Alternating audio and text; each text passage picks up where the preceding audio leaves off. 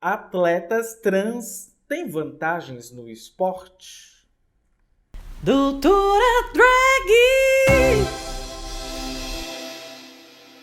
Olá pessoal, aqui é Dimitra Vucana e você está no Doutora Drag. Doutora Drag é um spin-off do HQ da Vida. Lembrando, recadinho novo, a gente está no mesmo feed agora do HQ da Vida por causa de... a gente fez uma fusão dos feeds. Se você ouve o podcast... ou você que está assistindo, aproveite, assine nosso feed, que também é do HQ da Vida. Recado dado, agora tenho que dar outros recados também, né? Siga Dimitra Vucana e HQ da Vida em todas as redes que eu vou colocar aqui para vocês. E lembrando também do nosso apoio recorrente, que é padrim.com.br. E para quem não gosta do Padrim, também temos o apoia.se/HQ da Vida. Agora vamos ao tema de hoje, né? Hoje eu vou tratar com vocês de um tema muito importante, que é o fato de termos pessoas trans nos esportes e, por consequência, todas essas pessoas elas sofrem transfobia que é estrutural. Isso porque nós temos um sistema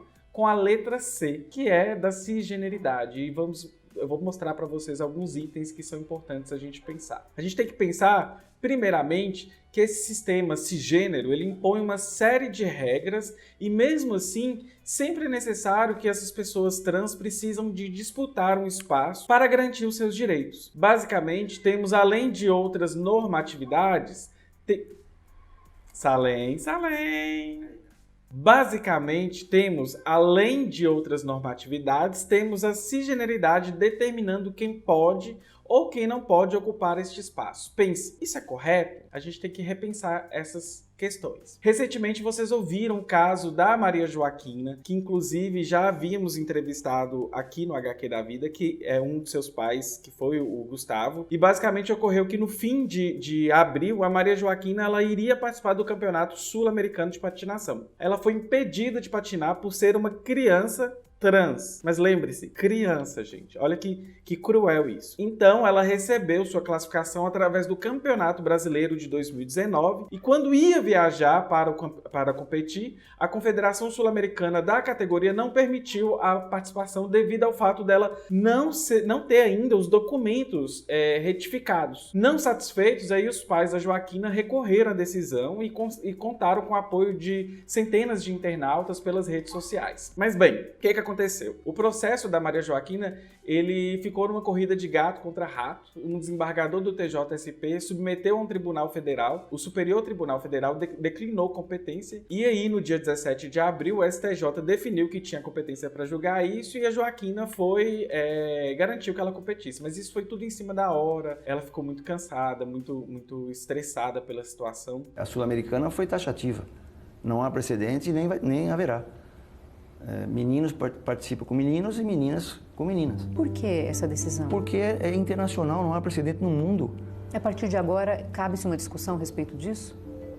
Talvez. Não foi, Maria. Para, me dá um abraço. Você é boa, Maria. Sabe o que é? A maior vitória vai ser aqui hoje, tá bom? Pai te ama muito. Pai te ama. E sempre vou estar do teu lado, tá bom? Antes de prosseguirmos com os casos, o que o COI fala e como que a gente vai pensar atletas trans no esporte, eu queria dizer para vocês o seguinte, que temos que pensar que a cisgeneridade e a heteronormatividade são traços da nossa sociedade. Isso estando enraizado na nossa sociedade, ela funciona como um recurso de manter as coisas como funcionam, assim como os donos do capital precisam que essa ordem ela ocorra, a mesma coisa acontece no esportes. Veja bem, por exemplo, o caso da semana passada que aconteceu com o Diego Hipólito, que por anos ficou dentro do armário e agora saiu. Hoje a gente não vai falar de casos de homossexuais e nem bissexuais, mas só para vocês verem como que a heteronormatividade e a cisnormatividade imperam na vida de atletas e de pessoas durante o seu dia a dia e nas suas profissões, por exemplo. Então, este é só mais um caso, mas que a gente não vai comentar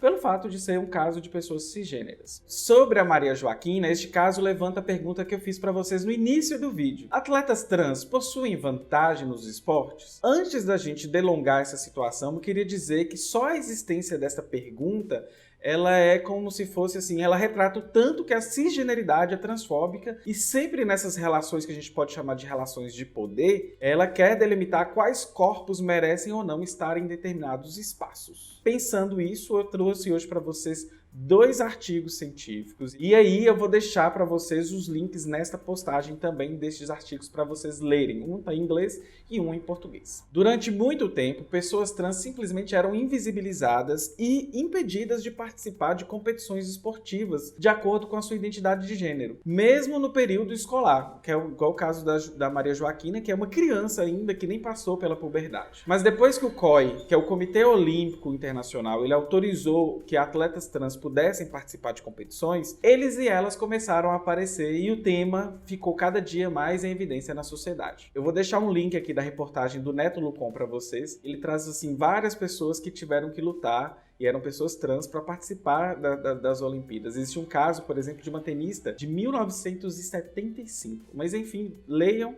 e eu não vou abordar essas questões, eu vou abordar sobretudo a parte biológica e social, que é muito onde as pessoas transfóbicas querem usar os argumentos contra as pessoas trans. O que alegam, né, essas pessoas transfóbicas para justificar que pessoas trans não podem participar. A justificativa das críticas que as pessoas sobretudo fazem é de que mulheres trans ou as travestis, elas são atletas cujos corpos produzem ou já produziram testosterona em quantidades até 10 vezes superiores à de mulheres. No caso da Maria Joaquina, se vocês pararam para pensar, ela ainda é uma criança, ou seja, esse argumento ainda não é válido.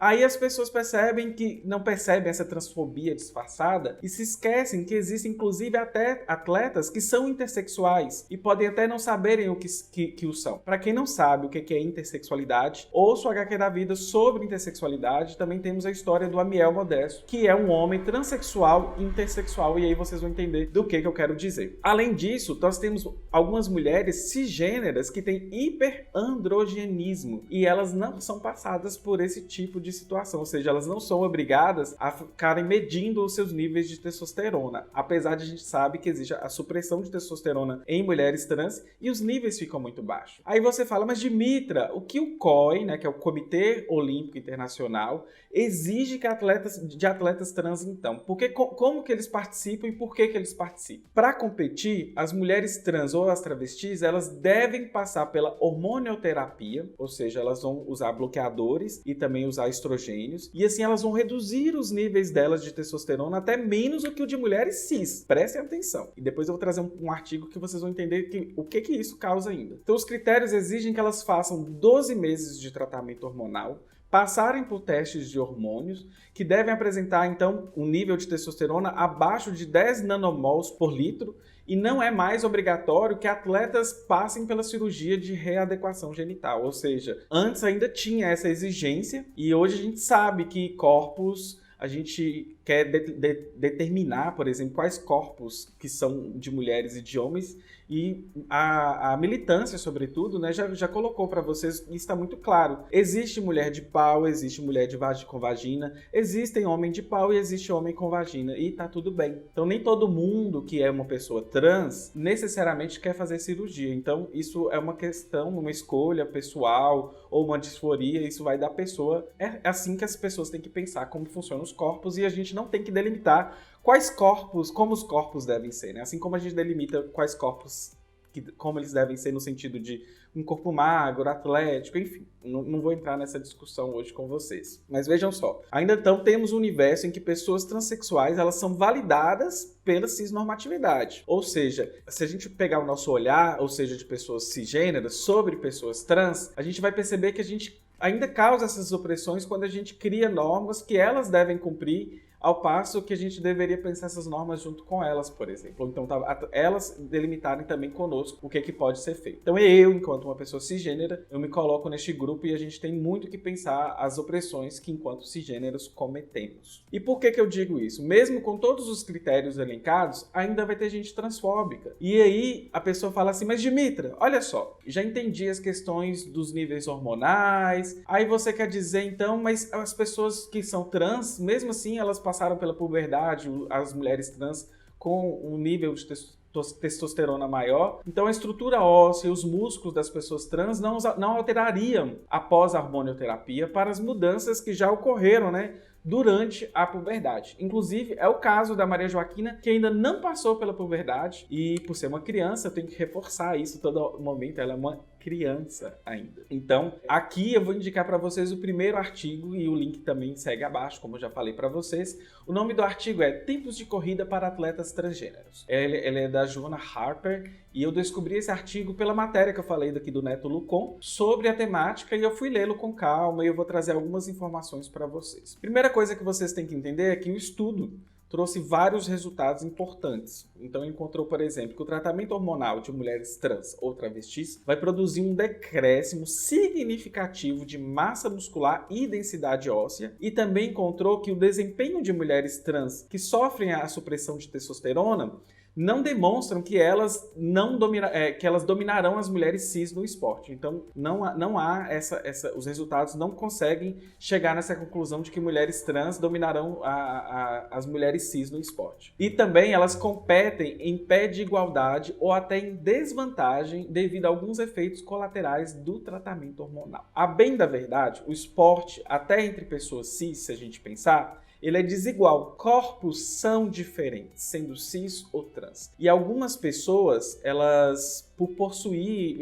vantagens ou desvantagens, elas vão possuir essas vantagens e desvantagens mesmo sendo pessoas cis. Então, outra curiosidade é que os níveis de testosterona das mulheres trans, em alguns casos, eram até menores do que de mulheres cis. Inclusive, uma das trans investigadas nesse artigo, ela teve uma série de problemas após a transição, o que dificultou a performance dela enquanto corredora. Então, estes são os principais pontos que os autores trazem no artigo e deixam como limitação algumas questões, que é comum na área de saúde a gente fazer, elencar as principais limitações, sobretudo ali no final do artigo, é comum a gente fazer isso. Então, o fato do estudo ter sido feito em apenas atletas que correm é uma sugestão para eles fazerem, deixaram essa sugestão de trabalhar isso em outros atletas também, que sejam feitos mais estudos e que isso é importante para poder criar uma narrativa em que as pessoas trans não tem essa vantagem que é elencada pelas pessoas, e finalizam com uma mensagem, né?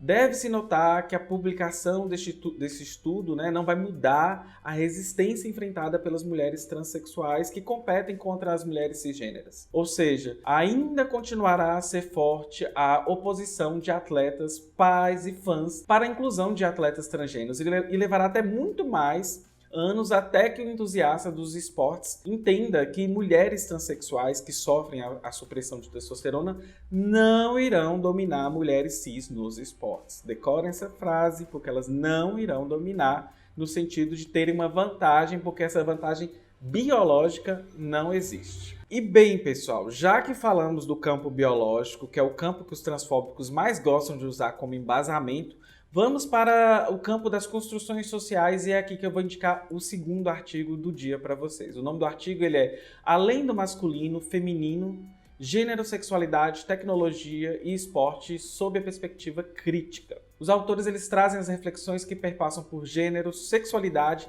e até para pessoas com deficiência para problematizarem a construção de saberes e a gestão política dos usos dos corpos em performance de alto rendimento atlético. O que quer dizer isso? Vou aqui só ler um trecho do artigo para vocês e aí depois a gente vai continuar este debate.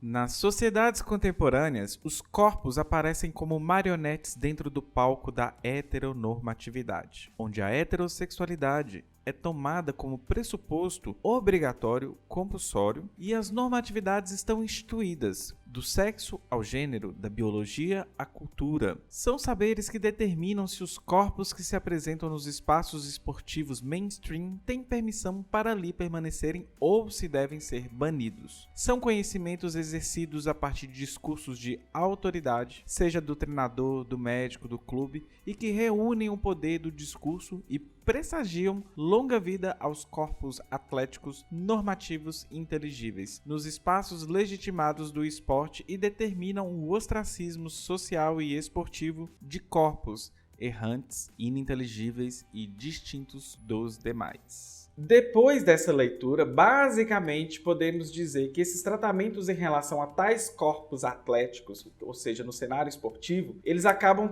trazendo um jogo perigoso entre saber e poder, que vai nos induzir, inclusive, a pensar, né, que corpos dissonantes são vistos ainda como corpos que precisam ser consertados, readequados para se realocarem no padrão de excelência de corpos normativos, ou seja, corpos sarados, corpos brancos, corpos cisgêneros, corpos endossexuais. Para quem não sabe o que é endossexualidade, é o contrário da intersexualidade. E isso vai também para pessoas com deficiência, idosos também. E dentro da cisgeneridade, a gente pode até pensar nas bichas afeminadas ou nas lésbicas masculinas, que isso também é abordado. Diante disso, eu ainda pergunto uma coisa para vocês. Onde a cisgeneridade vai encaixar pessoas não binárias? Porque todo o nosso modelo é binário, entre homem e mulher, onde pessoas não binárias entrarão nos esportes. Enfim, depois desse longo vídeo, eu quero que vocês me digam o que acharam, né? Compartilhem e comentem, por favor. Lembrando, Doutora Drag, nós somos um spin-off do HQ da Vida. O podcast agora está linkado, fundido, né? Fez a fusão entre HQ da Vida e Doutora Drag no mesmo feed para vocês que gostam de ouvir e não de assistir no YouTube. E lembre de seguir Dimitra Vulcana e HQ da Vida em todas as redes. Lembrando também que nós temos a nossa plataforma de apoio, que é padrim.com.br/HQ da Vida e apoia.se/HQ da Vida. Gente, o apoio de vocês é muito essencial. A gente está abaixo da meta 1, que é a meta base para a gente custear o podcast e também o canal no YouTube. Então, se vocês puderem nos ajudar, pelo menos passar da meta 1 e alcançar a meta 2, que é para fazer o sorteio dos livros, a gente vai ficar assim encantado e felicíssimo por contar com esse apoio de vocês. É isso, um beijo e bye!